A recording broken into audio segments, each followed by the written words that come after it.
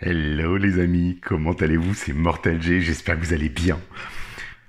Parce qu'aujourd'hui, on va enfin poursuivre sur la lancée des figurines de Conan des éditions Super Seven. Et oui, Conan le barbare, tiré du film bien sûr. Alors je vous ai présenté, en introduction, Conan dans sa version combattant de la fosse, le Pit Fighter. Puisque là on parlait de fosse, on parlait d'abîme, de creux, ce que vous voulez, Conan le cimérien. Alors j'ai eu beaucoup de critiques et en même temps des choses positives. Donc c'est super sympa de votre part d'avoir donné autant de partage. Beaucoup ont apprécié le visage. Alors d'autres n'ont pas du tout retrouvé de ressemblance et c'est vrai que moi j'y arrive toujours pas. Il y a des fois oui, des fois non et globalement, comme je le disais, ce visage un peu je dirais plastique, très plastique, justement du plastique de Super Seven me perturbe. Je crois savoir que Super Seven passe par leur propre usine maintenant pour créer leur propre personnage parce qu'ils en ont eu marre des retards consécutifs. Donc je pense que ce serait pas mal qu'ils fabriquent ça aux États-Unis. Ce serait chouette d'avoir leurs propres usines de fabrication plutôt que systématiquement passer en Chine. Mais peut-être qu'il va y avoir un impact sur les tarifs. Ce sera donc à voir. Pour l'heure, on a Thor Grimm, Thor, si vous voulez. C'est Thor, vous savez, le dieu nordique, le fils d'Odin, donc que vous connaissez tous dans les Marvel entre autres, mais dans la mythologie nordique, voilà, c'est le dieu de la foudre, c'est lui qui possède le marteau Mjolnir, et donc on va avoir une sorte de représentation de Thor, mais dans la version Conan le barbare, bien sûr, vous le savez. Je vous ai présenté le bras droit, j'allais dire du roi Is, comme quoi ça c'est trompeur, mais le bras droit bien sûr de Thulsa Doom, qui est juste derrière les amis, il est là Thulsa Doom. Je vous le présenterai à la fin bien sûr, dans une prochaine review, ça va de soi. Là, on a eu Rexor. Je vous ai présenté Rexor avec ses têtes, ses armes, c'est tout ce qu'il a. Il est énormément équipé, et vraiment, et ça fait plaisir.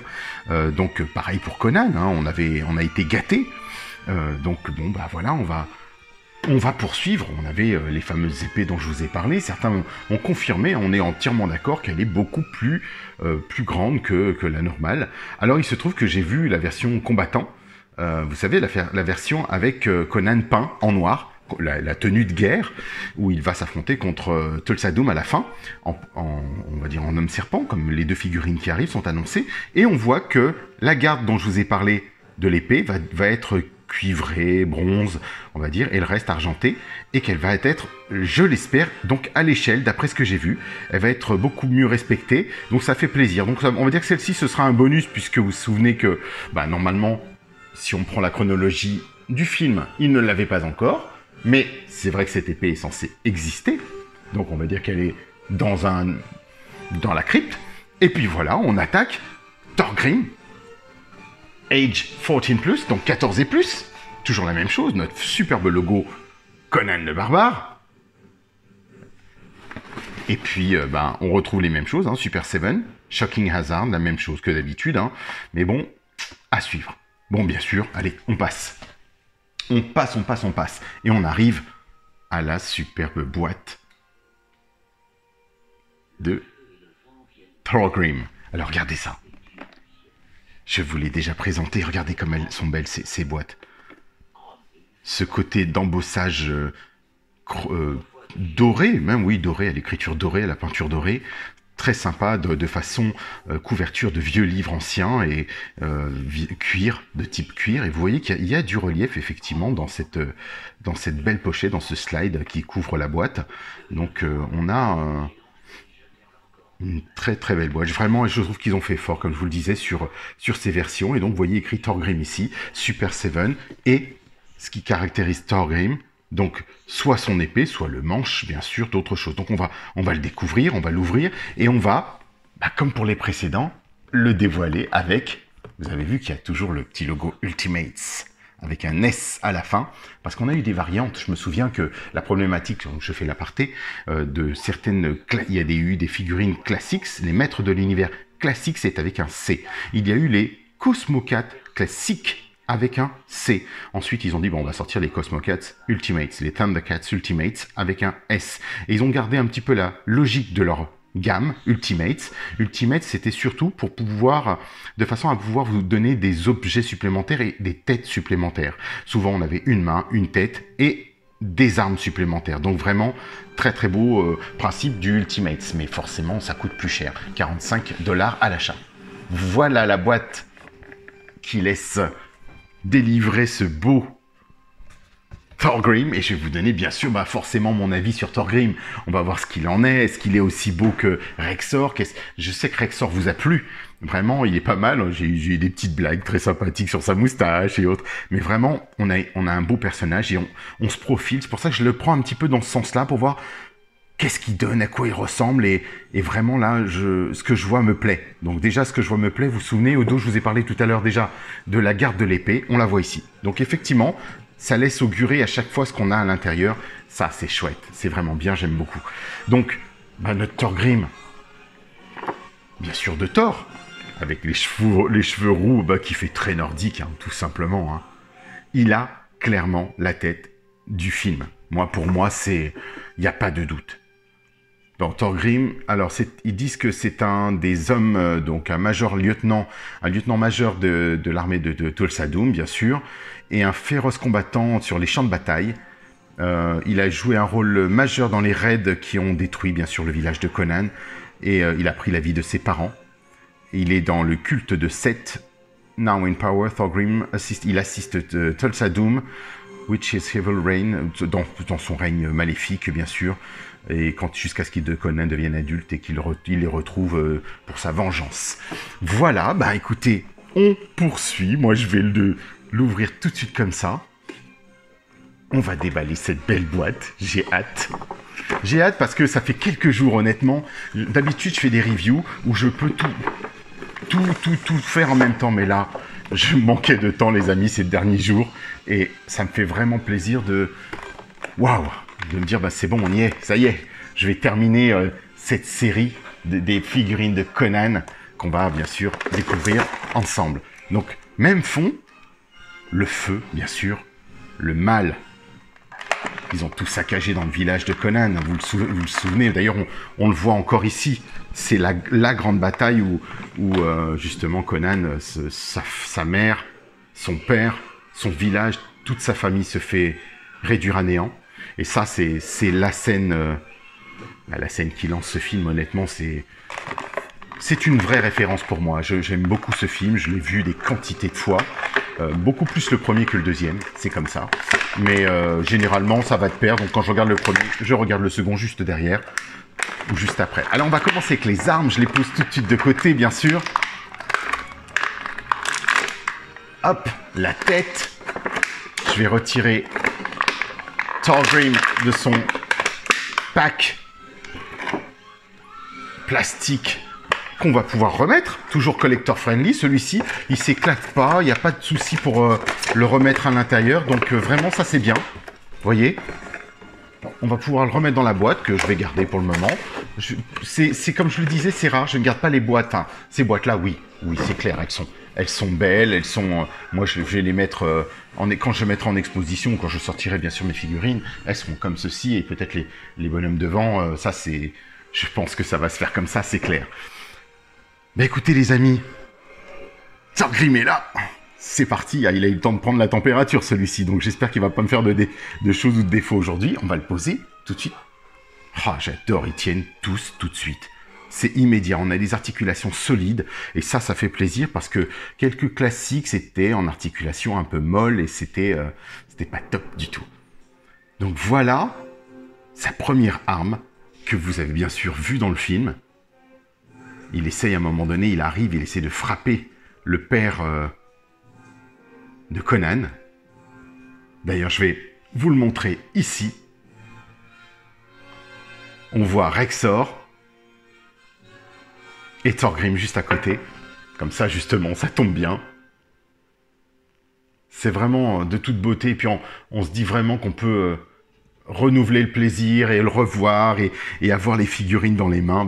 Pour moi, c'est juste magnifique. Regardez, on le retrouve ici. Vous allez voir cette tête, ça tombe bien. On va enchaîner sur la tête qui est vraiment très, très ressemblante. Hein.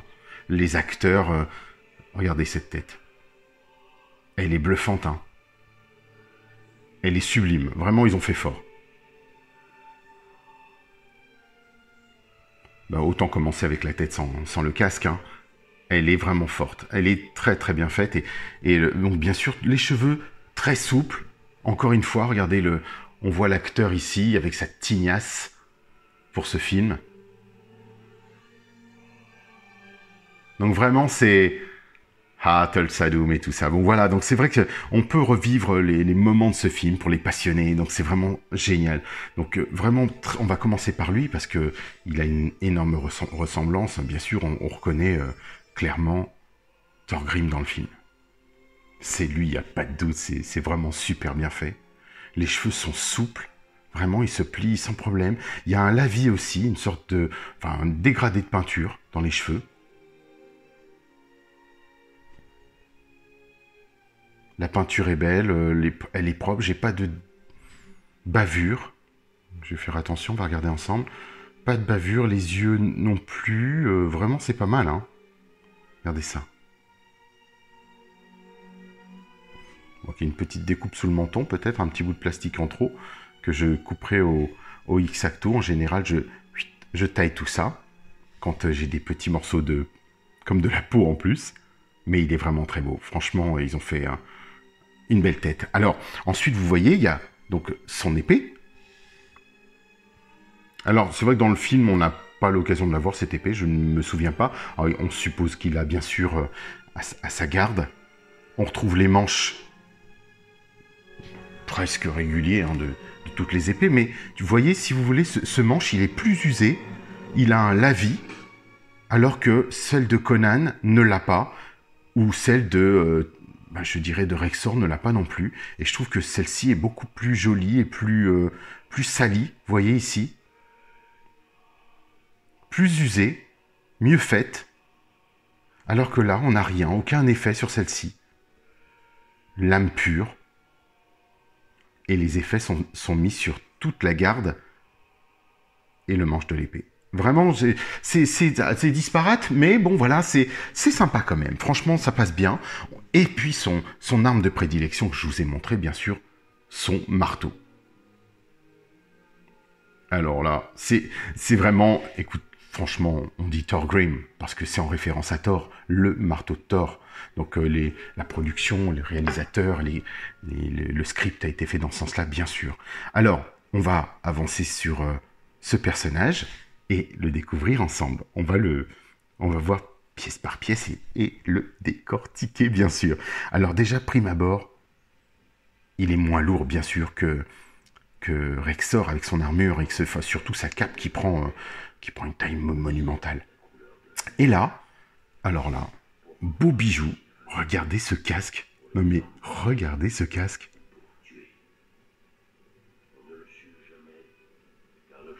Vous vous rendez compte, le lavis de noir qui a été posé sur le casque? Le dégradé de couleur, ce côté usé, éteint, c'est vraiment super sympa. Regardez ce profil, le haut. C'est pointu, on sent que ça a été remoulé à l'intérieur, collé, c'est super bien fait. Hein. Regardez ça, c'est vraiment du relief. Le visage, les yeux à travers bien sûr le home. Ouais, j'aime beaucoup. Là, franchement, Thorgrim, je l'aime beaucoup aussi. Je trouve qu'ils ont fait fort. Et alors là, on va regarder les articulations des bras. J'essaie d'y aller un peu doucement tout de même. Mais on va prendre un peu plus de recul. Comme ça, on va revenir ensemble. Et là, on a, bien sûr, pas de problème. Au bas, droite, gauche. Pas de rotule ici. Ah, tiens, c'est surprenant. Mais ah, si, les amis, regardez. Ils l'ont fait ici. C'est pas une rotule, on va dire que c'est un pivot du bras au niveau du biceps. Donc, c'est plutôt pas mal. C'est bien caché, bien dissimulé dans sa cotte... c'est pas la cotte de maïs, pardon, son armure matelassée. C'est une armure matelassée à clous, bien sûr. Et là, on est tout à fait dans du médiéval. Hein. On retrouve ça aussi dans les encyclopédies Viollet-le-Duc, vous les trouvez. Ici, articulation du coude classique, et classics en même temps, en référence aux classics, bien sûr. Sa main gantée, très sympa, très bien fait. Et vous voyez qu'il y a toujours cette articulation de la main qui permettra de pivoter la main. Et ça, j'aime bien. Super, ça là-dessus, donc pas de souci. Contrairement à, par exemple, à Rexor qui posait ce problème. Je comprends pas, c'est vrai qu'ils auraient pu le faire dans le même esprit, alors que Rexor, ils l'ont intégré directement. Bah écoutez, c'est comme ça, voilà, on fait avec, hein, mais chaque personnage a sa particularité. Je vais juste faire une petite chose. Il a une bonne odeur de plastique, les amis. Donc vous voyez ici, c'est agréable au toucher parce que ce que j'aime bien sur ce personnage ou sur tous, c'est cette matière qu'ils ont utilisée. Alors lui, il est plus mobile, plus... Ouais, il est... Comment dire? Ouais, il y a plus de mouvements. On sent qu'on peut faire plus de mouvements avec lui qu'avec Rexor. Vous voyez déjà le grand écart? On peut voir les jambes. Il a une échancrure au niveau de l'entrecuisse. C'est le design du pantalon qu'il a. Alors nous, c'est vrai qu'on ne le voyait pas. C'est très bien d'y avoir pensé. On voit cette tenue, elle est très souple, sa tunique. Vous voyez son pagne qui se descend, c'est vraiment super souple. C'est agréable. Plus dur en haut, très très dur en haut.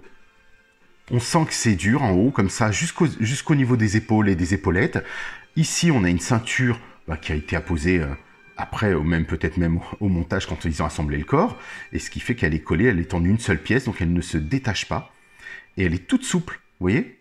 Donc on peut, je pense, attendez, on va faire l'essai tout de suite, y glisser par exemple une épée. Sans problème. Alors, moi j'aime moins, j'aime pas trop en général. J'aurais bien aimé qu'ils mettent un holster d'épée ou quelque chose qui permette de le tenir, mais pourquoi pas? Vous savez, je vous avais parlé des petits élastiques qu'on récupère comme ça. Rien ne vous empêche d'en mettre un, je ne sais pas moi, ici, autour du cou, autour de la tête et à l'ouette, et d'en mettre un comme ça, et pourquoi pas, je sais pas, je fais le test avec vous comme ça, de faire un double nœud et d'avoir son épée dans le dos. C'est possible. Vous voyez, c'est pas moche, ça se voit pas trop, et puis bon, ça passe. Donc c'est une possibilité, mais vous pouvez faire la même chose avec son marteau. Mais ce que j'aime bien, c'est quand il y a un personnage qui a deux armes, et ben c'est facile parce qu'ils sont équipés de deux mains agrippantes, ce qui n'est pas le cas de toutes les figurines de l'époque, et donc ça nous permettra de mettre le marteau à droite ou l'épée ou vice versa, donc sans aucun souci. Donc on continue les articulations, le pivot, le ab crunch, eh ben il bouge. Regardez, on peut pivoter ses abdominaux sans problème, les redresser un tout petit peu, même plutôt pas mal en arrière, même c'est même impressionnant par rapport à Rexor. Donc une vue sans souci vers le haut, regardez. Beaucoup plus d'action parce que les cheveux sont souples. Et en bas, alors là quand il faut pivoter, il baisse la tête. Ça marche. Écraser son adversaire au sol, les détruire, et entendre les gémissements de leurs femmes. Voilà, en fait, on retrouve vraiment le style du personnage et le style barbare, avec les bottes, pas de pivot, bien sûr, comme je vous l'avais dit, dans cette gamme-là, c'est dommage au niveau du tibia. Donc on va avoir l'articulation de l'aine, mais j'aime bien, franchement c'est sympa. Et ensuite, on va avoir articulation du pied au bas et cette rotule qui permet de bouger un petit peu dans tous les sens. Ça va. Et en plus, elle est plutôt solide. Hein. Donc, ce qui fait que vous n'aurez pas la crainte que ça bascule toutes les 10 secondes vers l'avant en mettant ça sur une étagère, par exemple. Ce qui a été le cas de même plusieurs figurines maîtres de l'univers classiques. Donc voilà, on a... je trouve qu'on a une belle figurine, les amis. Alors, je vais essayer de... On va passer au dos. Regardez comme c'est bien construit, bien réalisé. Il est beau. Ouais, j'aime bien Rexor. Rexor. J'aime beaucoup Thorgrim. Alors, je vais voir ce que ça donne si on met notre Thorgrim avec sa hache. Est-ce qu'elle tient dans sa main? Parce que je vois beaucoup de... Ça me paraît un peu présomptueux, là, de mettre ça dans sa main. Alors, j'ai un peu peur. Il va peut-être falloir soit la chauffer. Ah non, ça passe. Ça passe, les amis. Franchement... Regardez-moi ça. On va pouvoir lui pivoter son bras. Ouais, mais c'est trop lourd. C'est beaucoup trop lourd pour sa main. Clairement trop lourd. Ah oui. Non, c'est trop lourd pour sa main. Ça tient pas. Si, ça va, ça tient. Alors attendez, on va essayer comme ça. Ça le fait, hein. Ah oui, ça le fait. Franchement, il est badass. Après, bon, on sait qu'il frappe plutôt de ce côté-là. Donc on va pouvoir lui incliner, lui mettre comme ça et je me souviens, il a essayé de frapper le père de Conan, qui l'a évité. Et il est revenu, il était sur son cheval. Pareil, on va pouvoir lui mettre cette épée, par exemple. Je veux pas prendre de risque de casser quoi que ce soit, les doigts ou les... C'est pour ça qu'en ce moment, n'hésitez pas à faire chauffer vos figurines au sèche-cheveux. Là, c'est bon, il a eu le temps de prendre quelques jours à la maison, dans son ambiance, dans son carton, de prendre la température ambiante de la maison sans aucun problème. Regardez ça. J'adore. Il est chouette. Et à côté de lui, bah ça le fait, hein. Les bras droits de Tulsadum.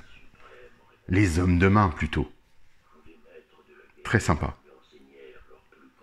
Donc, moi, j'ai hâte vraiment de voir qu'il nous fasse Subutai, qu'il nous fasse vraiment, même plus tard, Bumbata et toute la suite de Conan, ou même et la Valkyrie, sa chérie. Donc voilà, ça promet. Franchement, ça promet. J'espère que Super Seven nous écoute, nous entend, regarde les avis. Bon, je pense qu'ils vont plus regarder les avis des youtubeurs américains que des youtubeurs français, donc ça leur est complètement égal. Mais je pense qu'on a à peu près tous le même avis là-dessus, sur cette collection. On a eu tous une déception sur les visages de Conan, clairement. Pour le moment, honnêtement, je ne suis pas déçu de cette tête-là. Le corps de Rexor est un peu toujours, bon voilà, j'ai toujours cette petite réticence. Dans l'ensemble, c'est une très belle figurine, vraiment. Mais il y a tellement de choses à mettre sur ce personnage que ben on se dit je vais le poser et puis c'est tout. Voilà, je sais pas quelle pose on va pouvoir lui donner autre cette position avec la hache. Il est déjà suffisamment badass comme ça. Je me dis bon voilà, regardez, il impose déjà de lui-même avec sa hache. Donc si on rajoute Thorgrim là-dessus, eh ben ça le fait. Franchement, ça le fait. Je suis plutôt content. Ben voilà les amis, ça c'est mon avis du jour. Ben, je vous dirais, dites-moi ce que vous en pensez. Est-ce que vous... Voilà, et peut-être que vous avez un préféré dans les deux. Lequel pour vous? Ouais, c'est vrai que dans l'ordre, je dirais, dans le désordre, Conan, Thorgrim, Rexor, et Thorgrim qui vient... Je crois qu'il vient dans mes préférés aussi. Et pourtant, on a vraiment des belles têtes comme ça. On peut peut-être le faire tout de suite pour vous. Oh, la tête se retire tout de suite. Immédiatement. La côte non plus. Tout ça s'est moulé en une seule partie. Oui, c'est collé. On va voir si la tête... Ah, non, plus complexe. Je le fais hors champ. Pour prendre les deux mains. Ah, vous avez entendu le petit clic, mais ça passe, hein. Quand à un moment, quand il enlève son casque. On va lui retirer ça, parce que là, c'est un peu gros. Mais j'aime bien, hein.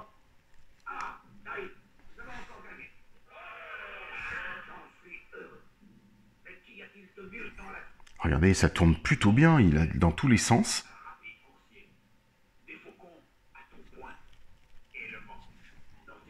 Avec son ami Rexor.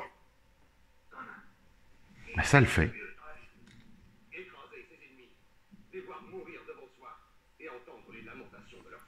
Voilà, il l'a dit. Écraser ses ennemis, les voir mourir devant soi et entendre les lamentations de leurs femmes.